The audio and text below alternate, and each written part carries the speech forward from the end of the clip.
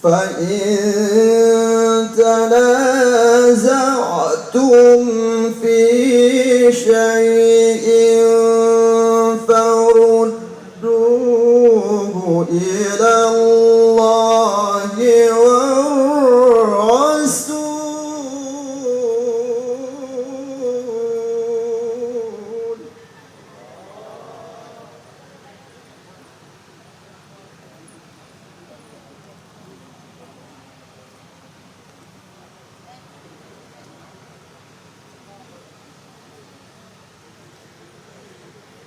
يا أيها الذين آمنوا أطيعوا الله وأطيعوا الرسول وأولي الأمر منكم.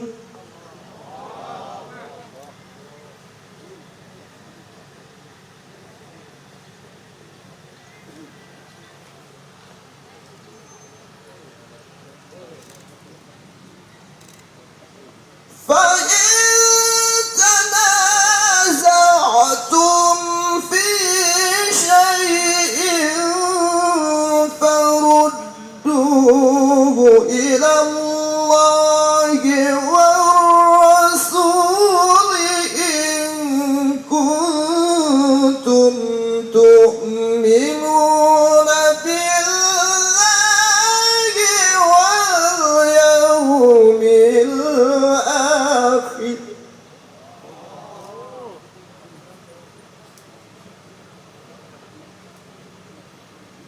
إن كنتم تؤمنون بالله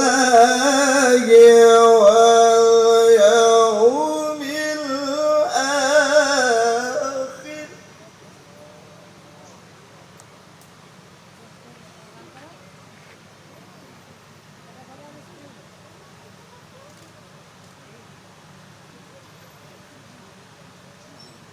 فإن تنازعتم في شيء فردوه إلى الله والرسول إن كنتم تؤمنون بالله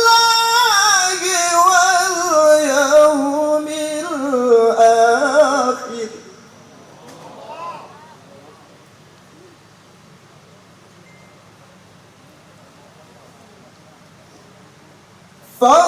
فردوه إلى الله والرسول إن كنتم تؤمنون بالله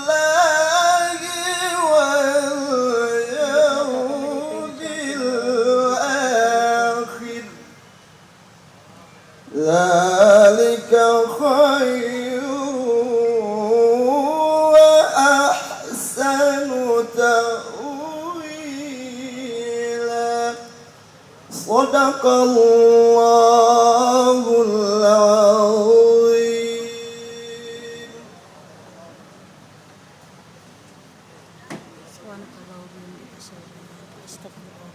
Yan po yung paunang opening program. Reading of Quran Karim. I'd like to also acknowledge the presence of the former Speaker of the House of Representatives, Congressman Pantaleon Alvarez. Kasama po niya ang isa po sa ating leader dito sa Maguindanao, Dato Jong Mangudadato. We'd also like to acknowledge the presence and arrival of our candidate for governor in the province of Maguindanao, currently Congressman of Maguindanao, the incoming Governor Toto Mangudadato.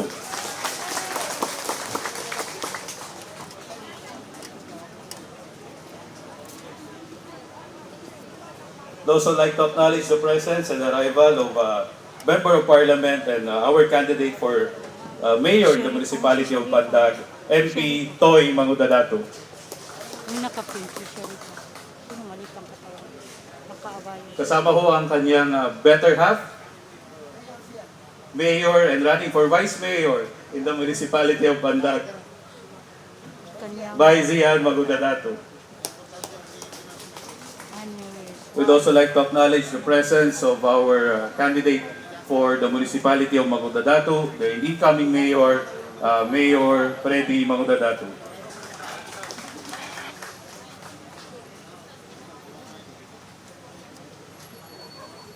I'd like to acknowledge as well the presence of our Minister and Member of Parliament, Engineer Aida L. Silugan. nandiyan na lahat ng mga batik. Gayon din po, no, ang ating pong Mayor, Mayor Dato Ramil Ilangale. Baka nandiyan na si Guido.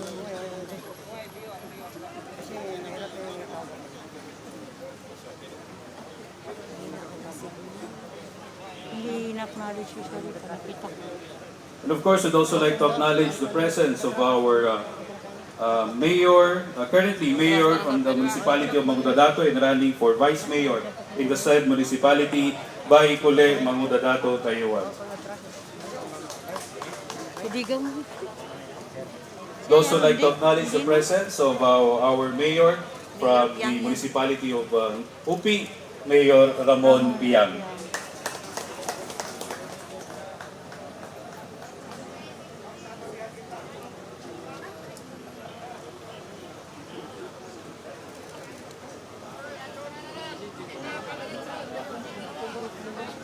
At this point, ladies and gentlemen, we are going to hear welcome remarks from one of our distinguished leaders in the Moro Islamic Liberation Front and also in the Bangsamoro Autonomous Region in Muslim Mindanao.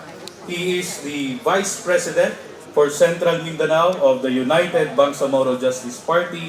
He is also the Minister of Basic Higher Technical Education, at the same time the Chairman of the MILF Peace Implementing Panel. Mga kababayan, mga kapwa ko Bangsamoro, help me in welcoming Honorable Mohagir Iqbal. Mahaba-haba yun. Mabahay yung nagsabi. Eh, sa mga malambag kasi asaw yan. Pero matrasta naman sa yampong bo. Sumanot sa unan. Matrasta na pa rin pagkailan siya. Magatrasta no. Kaya may mga puto, tas siya kain mo sa unan. Stop ka rin. Sabi ko yung maliliit.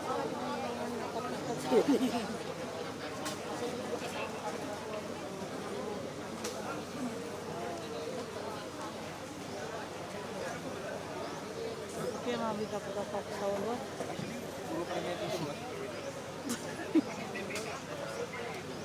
Ang pumuha, kapon ko siya. Yan ang sa'yo kayo. Bismillahirrahmanirrahim. Puro abanti. Purity to. In the name of Allah, the most merciful, the most beneficent.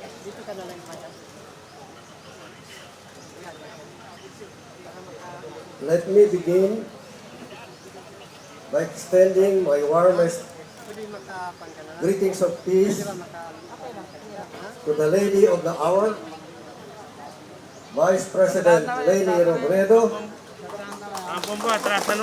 Kaya mo sa kadang. whose natal day also happens to be today. Sige atras. My highest respect also to Ma'am Leni's family, Ampun bo.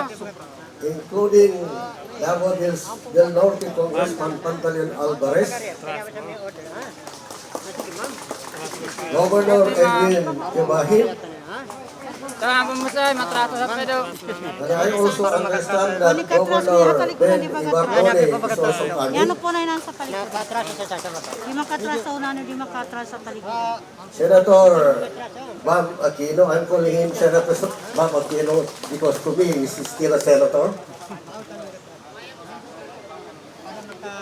As well as to my colleagues in the United Bangsamoro Justice Party, headed by UBJP President Alhaj Murad Ibrahim, the incumbent local chief executives, UBJP local candidates, and everyone who took the time to join us today in the midst of fasting in the holy month of Ramadan.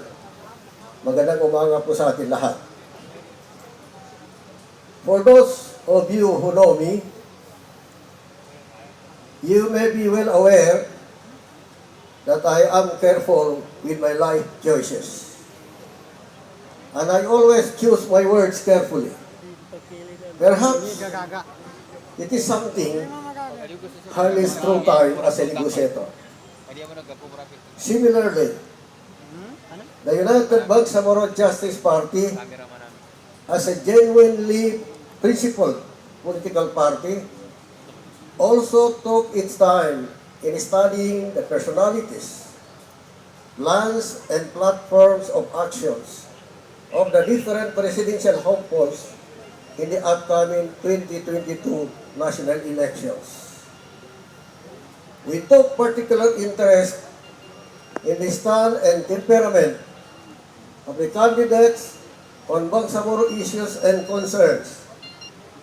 This is important because the historical injustices in the Bangsamoro context could easily be overlooked in the Philippine narrative, and truly, not every Filipino understands the root causes of conflict in our region.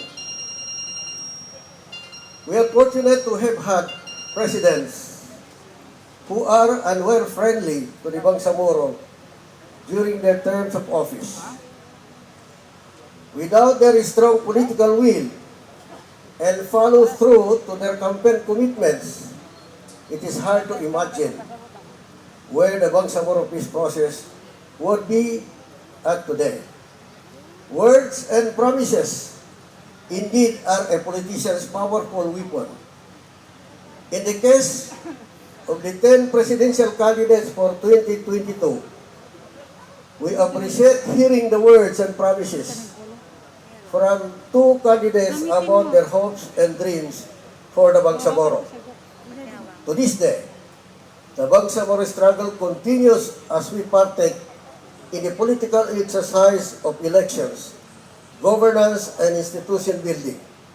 Still, we do not lose sight of the end goal, which is to achieve genuine and lasting peace and development in the region and in the Philippines as a whole.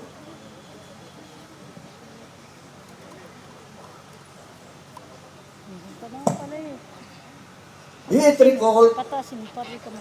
that on March 17, 2022, I claimed sometime Extended na yan. on the floor as member of the Bangsamoro Transition Authority Parliament to deliver a privileged speech. There, I explained how important the next administration is going to be for the Bangsamoro people. I emphasized that collectively, the Bangsamoro people should recognize the value of choosing a worthy candidate for the position of President of the Republic of the Philippines, a candidate who will preserve and defend the Bangsamoro cause. This brings back to memories when I was at the peak of the revolutionary struggle. I found myself dealing with 3 kinds of people. Resin mo yung kasi. First, those who are sincerely with you. Second, those who are against you. And third, those who are in between the two. Of course, the most difficult personality is to deal with is the third one. But in a presidential election, that only gives the voters 86 days within which to arrive at an informed decision as to who to vote on May 9, 2022. The safest bet would be to go for the first kind of people, those who are sincere with you. And I'm so sure Madam Lady Robredo is the one that I'm saying here. As I have said before, We are looking for a candidate that is a friend of the Bangsamoro. Such friendship and sincerity is sealed by overt acts since then and up to now. As a person, she never let us down. Not once she made us feel that we are less a person as a Bangsa. As a group, we will treasure what you have shown to us because those who stick by our side during our hard times deserves to be with us during our best times. Indeed, according to Ali ibn Abi Talib, the fourth caliph in Islam, a friend cannot be considered a friend until he is tested. In 3 occasions, in times of need, behind your back, and after your death. Without meaning to steal the thunder of this event, I am happy to note that Vice President Leni Robredo belongs to the first kind of people. She truly and sincerely is not only a friend, but also one with the Bangsamoro people. It is for this purpose that we gather here today for the declaration of support of the United Bangsamoro Justice Party to the candidacy of Leni Robredo for President. These are exciting times, and I am proud to belong to the UBGP as it cements its support to Leni Robredo, the one and only presidential candidate whose values, principles, and characters align with those we uphold as a regional political party.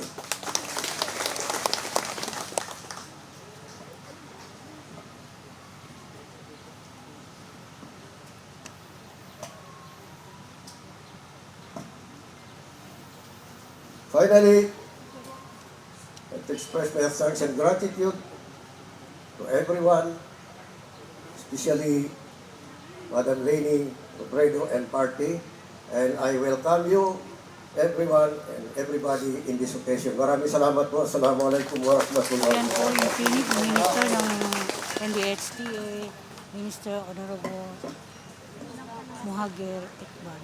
So dyan nagtatapos ang kanyang speech. Maraming salamat po, Minister Iqbal, also properly known as Sir IQ sa karamihan, for the very warm welcome and also for emphasizing further the importance of this event and the importance of the choice that we are going to make come election time.